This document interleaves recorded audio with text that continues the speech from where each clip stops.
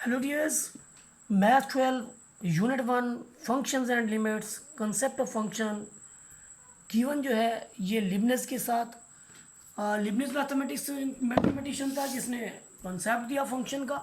Function क्या है? Function is just like a computing machine. Function जो है कंप्यूटिंग मशीन है। मसलन इस कंप्यूटिंग मशीन को हम इनपुट देते हैं और ये हमें रिज़ल्ट के तौर पर आउटपुट देती है। हम इसको इनपुट देंगे और ये हमें आउटपुट देगी। यानी आप दूसरे लफ्ज़ों में इसको डोमेन देंगे तो ये आपको रेंज देगी। जो डोमेन आप देंगे वो आपका इंडिपेंडेंट वेरिएबल एक्स होगा और जो रेंज की फॉर्म में आएगा वो आपका डिपेंडेंट वेरिएबल वाई होगा। इसके बाद देखें कि फ़ंक्शन के बारे में मज़ीद बात कि हम किसी भी फंक्शन को यानी कैसे अपेयर करेंगे। जैसे हम इक्वेशन की फॉर्म में किसी एरिया को अपर करते हैं कि area of a square of side x के एक एरिया है स्क्वायर का साइड एक्स का, तो उसे हम कैसे लिखते हैं? A is equal to x square. तो इसे हम फॉर्म करते हैं A is equal to F of x.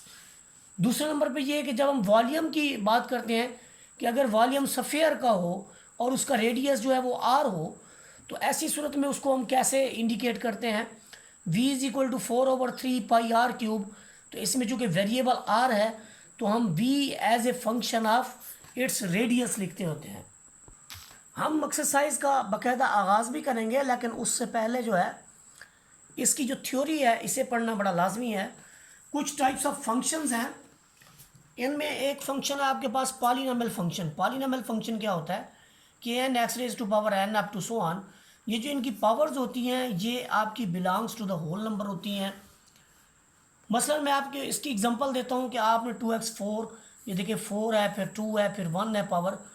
तो ये जितनी भी आपको पावर मिलेंगी 4 2 1 0 ये बिलोंग्स टू द डब्ल्यू होंगी। अगर ये डब्ल्यू से नहीं है तो फिर वो पॉलिनोमियल ही नहीं होता। इसी तरह से ये सेकंड डिग्री पॉलिनोमियल है, ये थर्ड डिग्री पॉलिनोमियल है, ये आपकी 0 डिग्री पॉलिनोमियल है। रियल नंबर जितने भी होते हैं जिसके अंदर वेरिएबल नहीं होता वो आपके पास 0 डिग्री पॉलिनोमियल्स होती हैं। इसके बाद देखिए आपके पास है लीनियर फंक्शन। अगर किसी फंक्शन की डिग्री जो है वो 1 है, मसलन आप लिखते हैं जी f of x is equal to a x plus b, जिसमें ए नॉन ज़ीरो है, तो ये हमारे पास लीनियर फंक्शन है। इसकी एग्जांपल क्या है? 3x+4 जैसे। ये एग्जांपल इस तरह की है कि आप y is equal to 3x+4 भी लिख सकते हैं। आप देखिए इसमें x की डिग्री 1 है। लीनियर फंक्शन हमेशा स्ट्रेट लाइन का ग्राफ देगा, ये फर्स्ट डिग्री फंक्शन भी कहलाता है।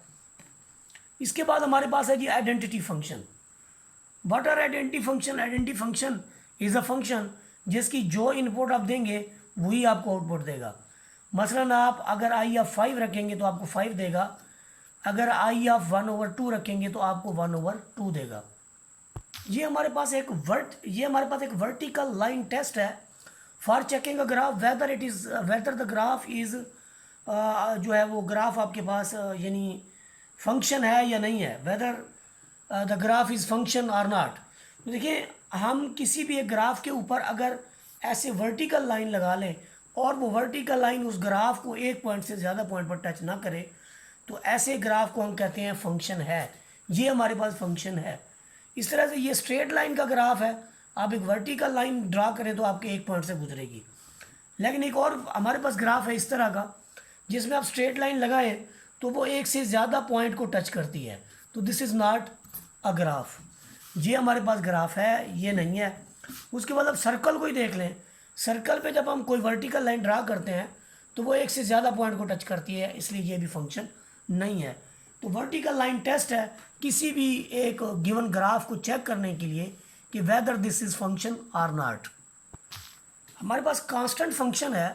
कांस्टेंट फंक्शन का मतलब ये होता है कि आप जो भी इसको इनपुट देंगे ये टच से मास नहीं होगा। मसलन आपके पास सी ऑफ एक्स 2 है, तो आप सी ऑफ एक्स में 1 रखें तो भी 2 आएगा, आप 2 रखें 2 आएगा, आप 3 रखें 3 आएगा, 3 रखें तो भी 2 आएगा। तो ये टच से मास नहीं होता, इसलिए इसको कांस्टेंट फंक्शन कहते हैं। इसके बाद रैशनल फंक्शन। रैशनल फंक्शन दो पॉलिनोमियल फंक्शन का कम्बिनेशन होता है। एक आपके पास नोमिनेटर में होती है, एक डिनोमिनेटर में होती है। ये दोनों आपके पास पॉलिनोमियल होती है। पॉलिनोमियल की डेफिनेशन हम पहले ही कर चुके हैं। इसके बाद कुछ ट्रिग्नोमेट्रिक फंक्शंस हैं। y is equal to sine cos tan cot secant cosecant सारे ट्रिग्नोमेट्रिक फंक्शन है। इनकी यहाँ पर कुछ डोमेन और रेंजेस लिखी हुई हैं, इन पे आगे भी जाके हम डिस्कशन करेंगे फ़िलहाल टाइम नहीं है कि इनकी डोमेन और रेंज को डिस्कस किया जाए, फर्दर मोर इंशाल्लाह इस पे भी बात होगी। इसके बाद हमारे पास एक्सपोनेंशियल फंक्शन है। ऐसे फंक्शन जिनमें जो पावर है वो एक वेरिएबल की फॉर्म में हो, तो ऐसे फंक्शन को हम एक्सपोनेंशियल फंक्शन कहते हैं। मतलब y is equal to a x, Y is equal to e का x, Y is equal to 2 raise to power x। दूसरे लफ्ज़ों में अगर कांस्टेंट की पावर वेरिएबल हो तो फिर ये आपके पास एक्सपोनेंशियल फंक्शन होता है। इसके बाद हमारे पास है जी लॉगरिथम फंक्शन। लॉगरिथम फंक्शन क्या है?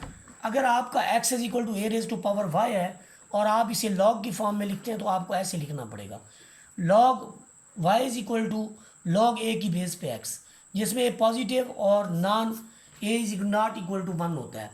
यहाँ पर आपने ये बात गौर करनी है कि अगर आपकी बेस 10 हो, बेस 10 पे ये जो लॉग ए है ये आपका लॉग 10 यानी कॉमन लॉगरिथम बन जाता है, और यही आपकी बेस अगर ए इज इक्वल टू ई हो तो ये फिर आपका लॉग ऑफ ई यानी नेचुरल लॉग बन जाता है। और नेचुरल लॉग वो होता है जिसकी बेस ई के इक्वल हो।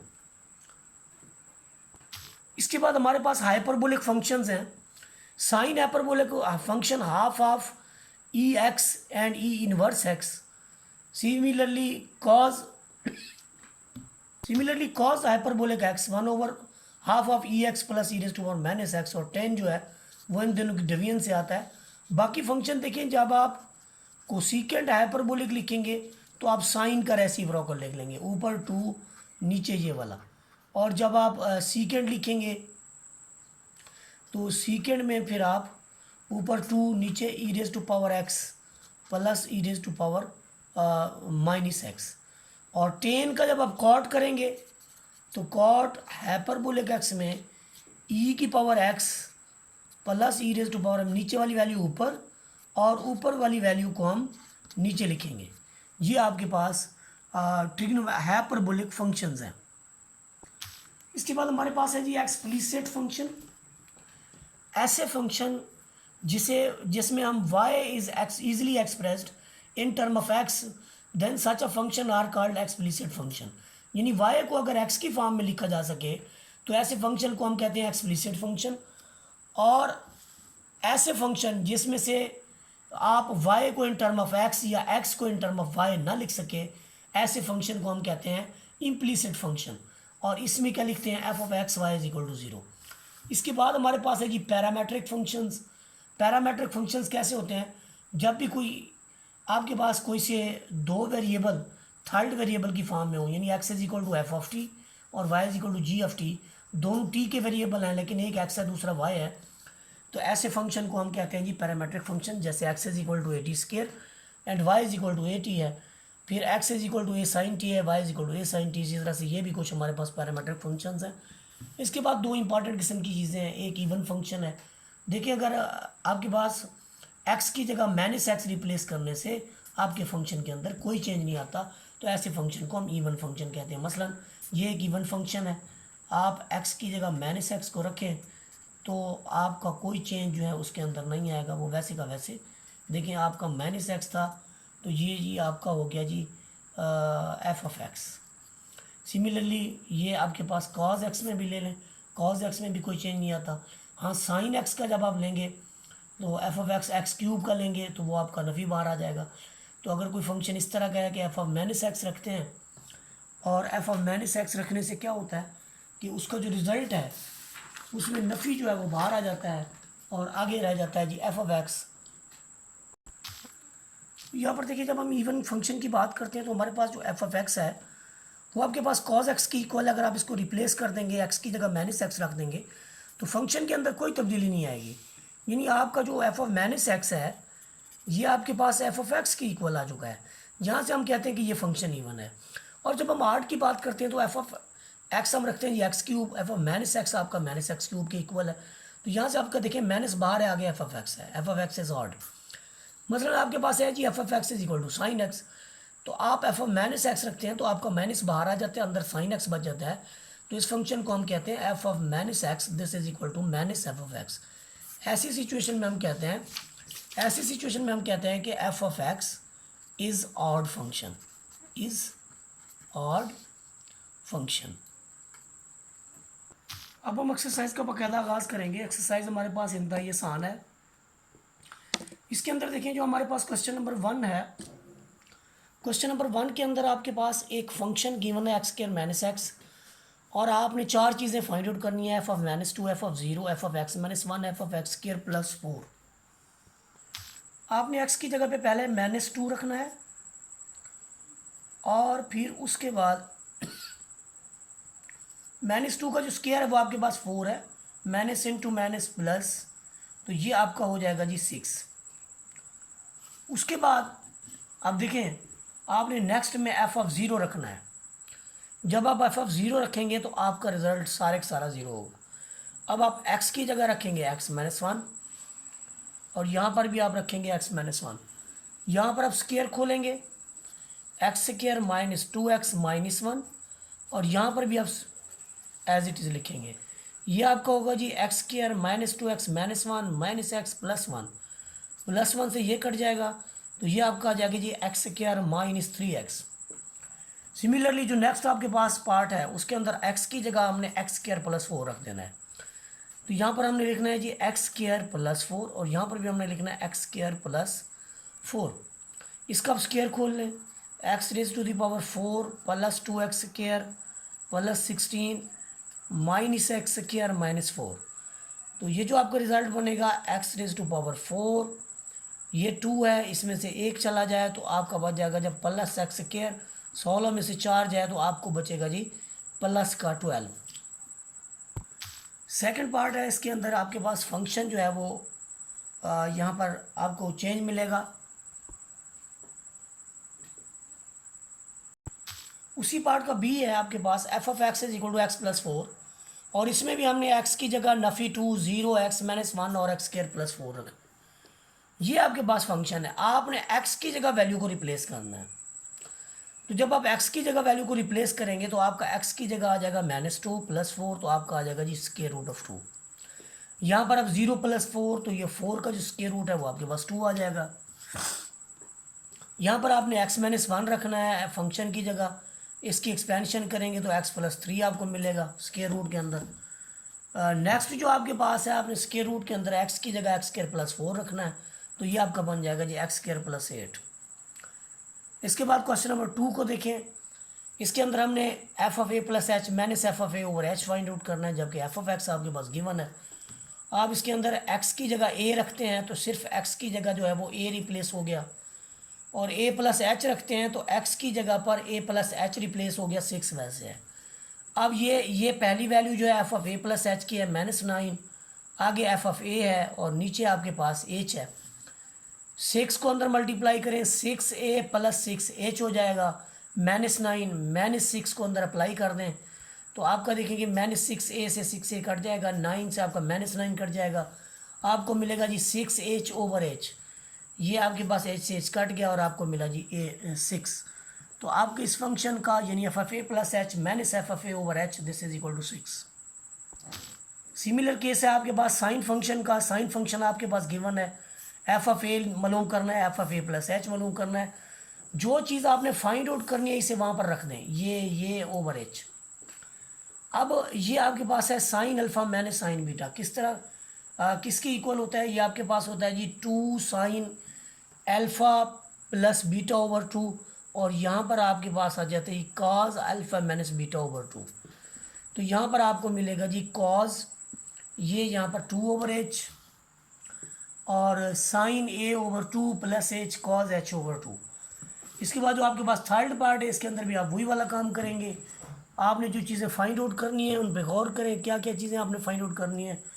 आपने करनी है जी f of A plus H minus F of A over h. तो ये आपका एफ ऑफ ए है, ये एफ ऑफ ए है, ये F of A plus H है, ओवर एच है।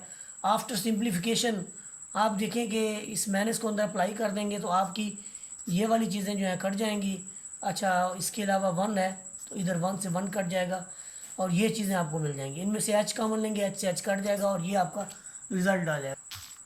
जहाँ पर देखिए आपके पास फंक्शन है जी कॉज एक्स, आपने वही काम करना है F of A plus H minus F of A over h. तो cos alpha minus cos beta वाला फार्मूला हम लगाएंगे, -2 sine alpha plus beta over 2, और sine of alpha minus beta over 2। Minus वाला ए को खा जाएगा, यहाँ पर आपके पास ए और ए 2a हो गया, 2a को 2 डिवाइड करें, a बच जाएगा, h/2 आपके पास है साइन h/2। तो यहाँ पर 1/h के साथ नफ़ी 2 को आप बाहर ले लें, बाकी ये आपके पास वैल्यू रह जाएगी। यहाँ पर हमारा क्वेश्चन नंबर 2 जो है वो कंप्लीट हुआ। क्वेश्चन नंबर 3 के अंदर देखें, हमने एक्सप्रेस करना है फॉलोइंग को, the perimeter P of a square as a function of its area। अब पेरीमीटर को जब हम देखते हैं तो पेरीमीटर को हमने डिनोट कर देना है P के साथ। तो पेरीमीटर आपके पास क्या होता है, ये आपकी सारी की सारी साइड्स होती हैं जिन्हें हम कह सकते हैं कि ये x है, ये x है, ये x है, ये x है।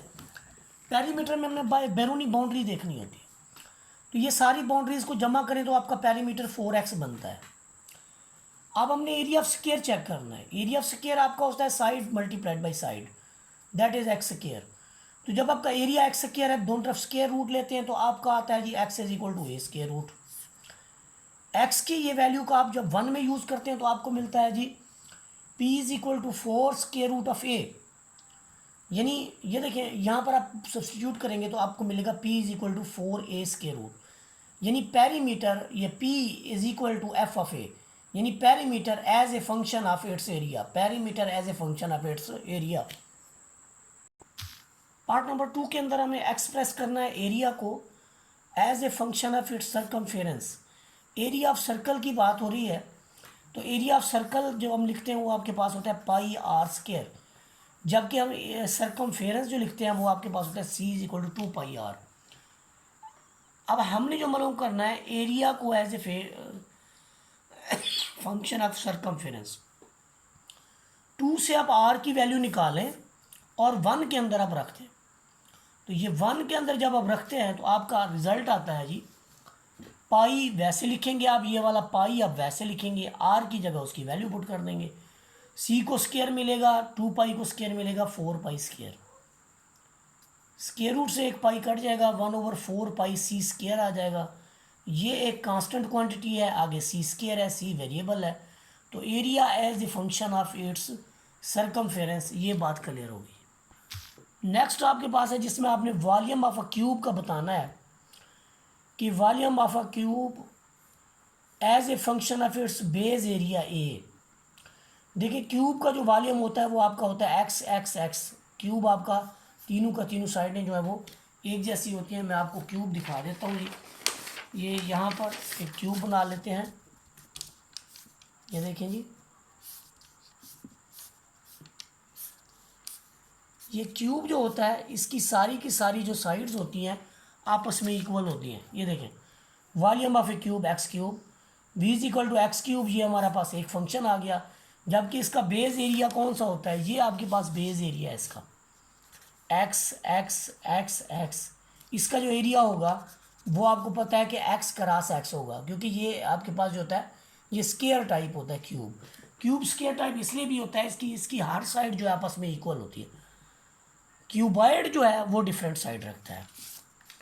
तो यहाँ पर a is equal to x square, यहाँ से एक्स की वैल्यू ले, स्क्वायर रूट ऑफ ए आएगी, इसको यहाँ पर आप पुट करें वॉल्यूम के अंदर तो आपको ये देगा ए का क्यूब के ऊपर 3, जज़र की जगह 1/2 रख देंगे, साथ में 3 लिखेंगे तो ये आपके पास 3/2 बन जाएगा।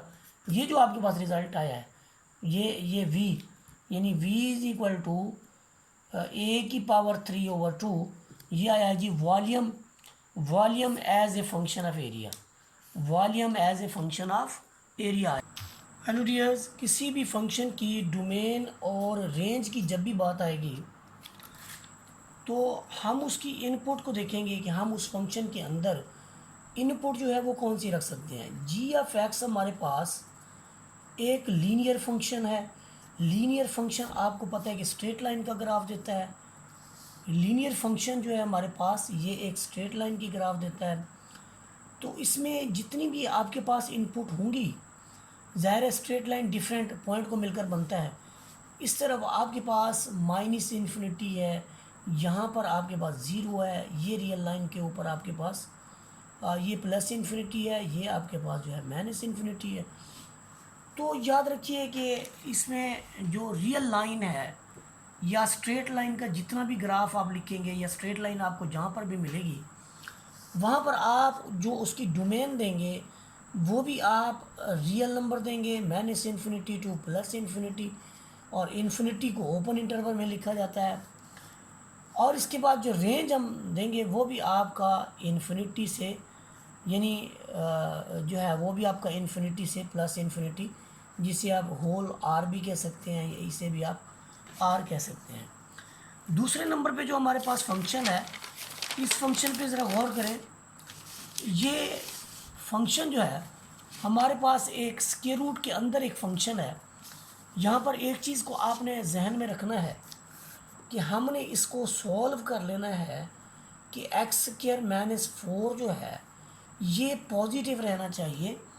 उसकी एक रीज़न होती है, उसकी रीज़न ये होती है कि ये इंटरवल के अंदर पॉजिटिव रहेगा तो इसका स्क्वायर रूट आएगा, क्योंकि डोमेन और रेंज को आप इमेजिनरी तो नहीं कंसीडर कर सकते ना।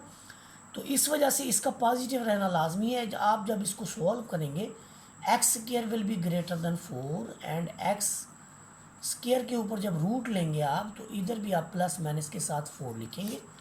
आपका आएगा X is greater than plus minus 2, जिससे हम कन्वर्ट कर जाएंगे एक्स इज़ लेस देन और equal to minus 2 and greater than equal to minus 2 and less than equal to 2।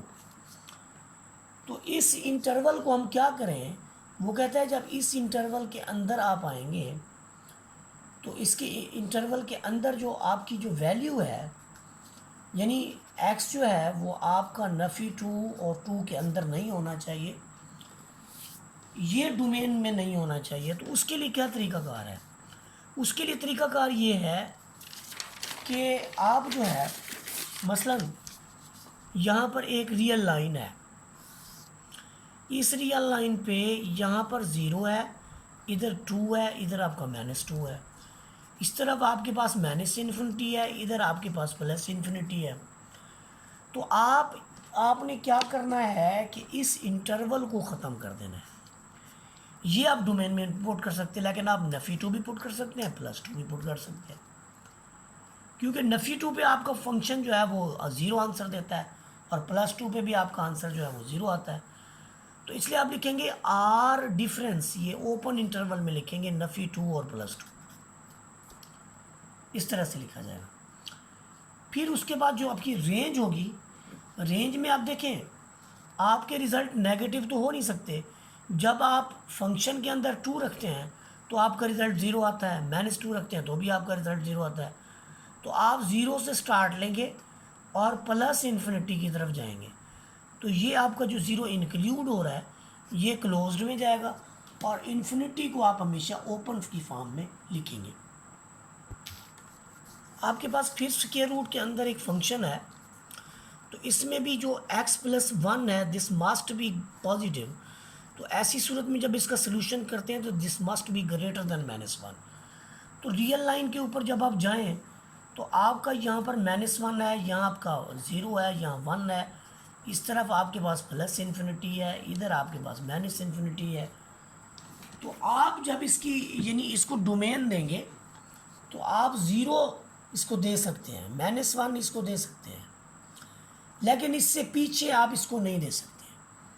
तो इसलिए जब आप इसकी डोमेन लिखेंगे, ये देखें इससे पीछे आप माइनस 1 तो इसमें लिख सकते हैं, अगर आपने इससे इसके अलावा कोई वैल्यू लिखी तो वो फिर प्रॉब्लम होगा। तो इसलिए आप इसमें डोमेन में इंक्लूड करेंगे माइनस 1, और माइनस 1 से आप बड़ी वैल्यू आगे देंगे, तो माइनस 1 से प्लस इन्फिनिटी तरफ, इस तरफ हम सारी वैल्यूज़ को दे सकते हैं। तो इसमें माइनस 1 क्लोज्ड होगा और इन्फिनिटी ओपन होगा, और रेंज पिछले क्वेश्चंस की तरह, पिछले डोमेन रेंज की तरह इसकी जो है वो पॉजिटिव आएगी। तो 0 इंक्लूड होगा, 0 से आप फिर प्लस इन्फिनिटी ओपन लिखेंगे, ये आपका जो डोमेन और रेंज है ये होगा। अब जहाँ तक आपके पास एब्सोल्यूट वैल्यू फंक्शन की बात है कि इसकी डोमेन क्या होगी, देखिए एब्सोल्यूट वैल्यू फंक्शन तो आपको मना नहीं करता कि आप इसके अंदर जोन सी भी वैल्यू रखते हैं, तो इसलिए ये आपके पास कोई भी आप वैल्यू रखेंगे तो ये आपको आउटपुट देगा। इसलिए ये पूरी रियल लाइन पर किसी भी चीज़ को मना नहीं करता कि आप वैल्यू रखें या फिर ना रखें, कोई वैल्यू इसके अंदर रखी जा सकती है। और रेंज में याद रखें आपके पास मनफी में भी आंसर है तो आपको पॉजिटिव देगा, तो इसलिए इसके जो रिज़ल्ट्स हैं रेंज है वो ज़ीरो इंक्लूड करके प्लस इन्फिनिटी तक, क्योंकि पॉजिटिव नंबर देता है नॉन नेगेटिव नंबर से ज़ीरो से लेकर अप टू सो ऑन। इस फंक्शन की अगर हम डोमेन की बात करें तो आप देखिए यहाँ पर एक रेस्ट्रिक्शन है। वो रेस्ट्रिक्शन क्या है? रेस्ट्रिक्शन ये है कि आप एक्स इज यानी -2 से लेकर ऑनवर्ड आप कोई वैल्यू इसके अंदर सब्सटीट्यूट कर सकते हैं। ज़ाहिर है यहाँ पर 2 है, यहाँ पर आपके पास जो है फिर प्लस इन्फिनिटी है। तो एक तो पहला जो लीनियर फंक्शन है उसका हो गया जी -2 से प्लस इन्फिनिटी। दूसरा भी आपके पास लीनियर फंक्शन है, इसमें वो कहता है कि x इज़ लेस देन -2, कहते हैं -2 से लेस, वो इस तरफ आ जाएगा। इसका यूनियन लेंगे आप -2 से प्लस इन्फिनिटी की तरफ। दोनों का जो यूनियन है वो आपके पास आ जाएगा जी -इन्फिनिटी से प्लस इन्फिनिटी। अब यहाँ से 2 शामिल हो गया, यहाँ चाहे नहीं है लेकिन यहाँ से शामिल हो गया, तो इसलिए जो g(x) का होगा ये आपके पास, आप चाहे तो यूनियन लिख लें। ये देखें, आप लिखेंगे -2 इंक्लूड और इन्फिनिटी ओपन, फिर यूनियन के साथ अब -2 भी ओपन और इन्फिनिटी भी ओपन। ये आपका आ जाएगा जी -2 से लेकर सॉरी ये हमने लिखा जी -2 से लेकर ये यहाँ पर x इज़ लेस देन और x इज़ ग्रेटर देन, ये थोड़ा सा चेंज है, -2 से इन्फिनिटी और यूनियन ये वाला। तो ये आपका आ जाएगी इन्फिनिटी से प्लस इन्फिनिटी, तो ये आप लिखेंगे इन्फिनिटी से फिर प्लस इन्फिनिटी तक, ये हमारा रिज़ल्ट होगा। उसके बाद जो आपके पास रेंज की बात है, रेंज भी तो आपका इसी तरह का लीनियर फंक्शन है, वो भी आपका इन्फिनिटी से प्लस इन्फिनिटी तक रिज़ल्ट देगा। फिर इसके बाद हम बात करते हैं जी अनदर लीनियर फंक्शन की, जिसके अंदर अगर हम देखें बिल्कुल वही सेम सिचुएशन है। यहाँ पर भी रेस्ट्रिक्शन है। पहली रेस्ट्रिक्शन ये है कि आपका जो x है वो लेस देन 3 हो। ये देखें, यहाँ अगर 3 है तो 3 से लेस आप इस तरफ जाएंगे इन्फिनिटी तक। तो एक तो आपका आ गया जी इन्फिनिटी से 3, इसका आप यूनियन लेंगे ग्रेटर देन और इक्वल टू, यानी ये आपका आ गया जी 3 भी शामिल हो गया और 3 से लेकर प्लस इन्फिनिटी तक, तो ये आ जाएगा जी इन्फिनिटी से प्लस इन्फिनिटी तक। ये आपके पास जो है सिचुएशन है जिससे आपने डील करना है। और यहाँ पर आपके पास जो फंक्शन है वो ये हो जाएगा जी इन्फिनिटी से आप 3 को क्लोज कर लेंगे और यूनियन लेंगे ओपन 3 के साथ प्लस इन्फिनिटी तक, तो ये आपका हो जाएगा जी इन्फिनिटी से फिर प्लस इन्फिनिटी तक। उसके बाद देखें जी जो हमारे पास रेंज है इसकी, ज़ाहिर है लीनियर फंक्शन है, डोमेन अगर ये है तो रेंज भी आपकी इसी तरह की ही आएगी। लीनियर फंक्शन का ग्राफ ऐसे ही बनता होता है। इसके बाद जो हमारे पास है, ये जो फंक्शन है हमारे पास, ये हमारे पास है जी रैशनल फंक्शन। रैशनल फंक्शन का डोमेन और रेंज लिखते हुए उसके डिनोमिनेटर का स्पेशली ख्याल किया जाता है कि डिनोमिनेटर आपका ज़ीरो नहीं होना चाहिए। तो उसके लिए उसने वैसे ही लिखा होता है स्टेटमेंट के साथ x is not equal to -1। तो आप पूरी डोमेन में पूरी रियल नंबर में से आप -1 नहीं पुट कर सकते, आप और कोई भी वैल्यू पुट कर सकते हैं। इसके साथ आप ये भी लिख सकते हैं कि इसका जो रिज़ल्ट आएगा वो आपके पास आ जाएगा जी इन्फिनिटी से फिर प्लस इन्फिनिटी तक। तो जो इसकी रेंज होगी वो आपके पास इन्फिनिटी से प्लस इन्फिनिटी तक होगी। इस फंक्शन में ऑलरेडी रेस्ट्रिक्शन है, तो डोमेन जो है वो तो वही हम देते हैं। डोमेन ऑफ g(x) हम लिखते हैं जब, तो उसके लिए होगा कि आपने 4 नहीं देना आंसर इसके अंदर, तो आप r में से 4 निकाल लेंगे। जब हम रेंज की बात करेंगे तो फिर इसको सॉल्व कर लेंगे। मसलन x² - 16 ओवर x - 4 और लिमिट x अप्रोचेस टू 4, इसको सॉल्व करेंगे तो हमारे पास एक बार जमा और एक बार माइनस में, नीचे भी एक बार माइनस में से घट जाएगा।